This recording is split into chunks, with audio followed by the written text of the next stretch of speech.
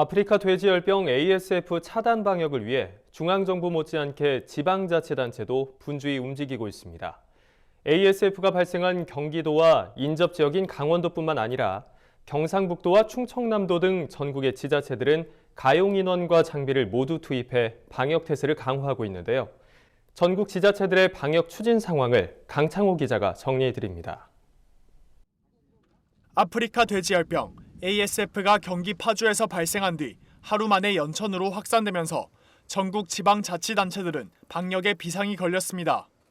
경기도는 관내 2개 지역에서 아프리카 돼지열병이 발생한 만큼 더 이상의 확산을 막기 위해 방역 대책비 40억 원을 추가 긴급 투입했습니다. 이로써 도가 아프리카 돼지열병 확산 방지를 위해 투입한 예산은 총 56억 5,500만 원에 달합니다. 또 방역을 위해 도내 가용 장비를 총동원했습니다. 도내 주요 지점에 통제 초소 20개소를 설치하고 거점 소독 시설도 경기도 내 각 시군에 20개소 마련하는 등 차단 방역에 총력을 기울이는 겁니다. ASF가 발생한 파주와 연천 지역의 양돈 농가 170호에 대해선 별도 조치 시까지 전체 이동 제한 조치를 내렸습니다. 파주와 연천, 포천과 동두천, 그리고 김포 등 경기 북부 지역에서 사육 중인 돼지들은 10월 7일까지 타 지역으로 반출을 금지하고 파주와 연천, 김포에 위치한 지정 도축장으로만 출하토록 했습니다. 비상대기 상태라고 생각하고 과하다 싶을 정도로 하죠. 이게 지금 잘못하면 호미로 막을 걸 가래로도 못 막는 사태가 혹시 생길 수 있기 때문에 아예 초기에 최대치로 대응하도록 하겠습니다. 경기도와 인접한 강원도도 ASF 방역에 혼신의 힘을 쏟는 모양새입니다.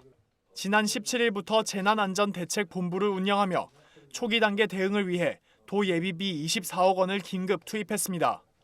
특히 연천과 맞닿아 중점 관리 지역으로 지정된 철원의 방역을 강화하고 이 지역 내 돼지를 다른 곳으로 반출하지 못하게 했습니다. 도내 통제 초소 및 거점 소독 시설도 기존 22개소에서 28개소로 확대 설치했습니다. 또 소독 차량 72대를 동원해 양돈 농가 및 축산 관련 시설을 대상으로 상황이 종식될 때까지 일제 소독에 나설 계획입니다. 경상북도는 10월 10일까지 3주간 돼지 및 돼지 분뇨에 대해서 타시도 반입 반출을 전면 금지했습니다.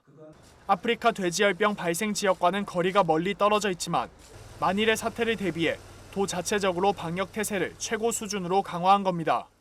도는 이 같은 선제적 방역 조치로 2016년에 시작해 2017년 마무리된 조류 인플루엔자 사태 당시 피해를 최소화하며 그 효과를 톡톡히 누린 바 있습니다.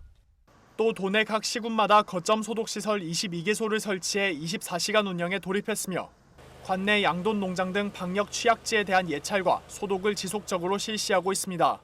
아프리카 돼지열병이 전국 처음으로 지금 이제 경기도에서 발생을 했지만 유입 경로에 대해서는 명확하지 않은 상황이 있기 때문에 강력하게 조치를 취하지 않는다면 혹시라도 만약에 유입이 되었을 경우에는 돼지 농가의 어떤 그런 존립에도 영향을 주기 때문에 전국 시도 가운데 제일 많은 230만 마리의 돼지를 사육하고 있는 충청남도도 아프리카 돼지열병 방역에 분주합니다.